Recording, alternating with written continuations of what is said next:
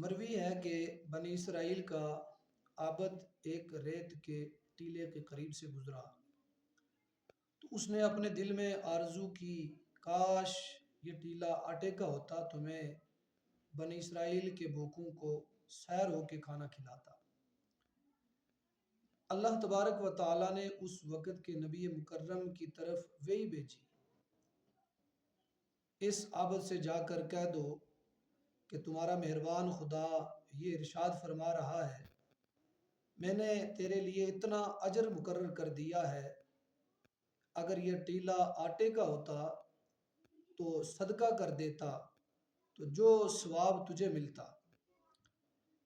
فرمان نبی کریم صلی اللہ علیہ وسلم ہے کہ روز قیامت بارگاہ الہی میں ایک ایسا آدمی پیش ہوگا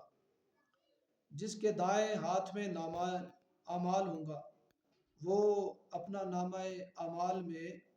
حج، عمرہ، جہاد، زکوٰۃ اور صدقہ دیکھ کر کہے گا، یا رب العالمین میں نے تو یہ عمل نہ کیے تھے، لہذا یہ اعمال نامہ میرا نہیں کسی اور کا ہوگا۔ اللہ تبارک و تعالی ارشاد فرمائے گا، اسے غور سے پڑھو، یہ تمہارا ہی اعمال نامہ ہے۔ تو زندگی بھر یہی تمنا کرتا رہا، کاش میرے پاس مال ہوتا تو میں حج کرتا، میرے پاس فرصت ہوتی تو میں جہاد کرتا، میں تیری نیت کو جانتا تھا،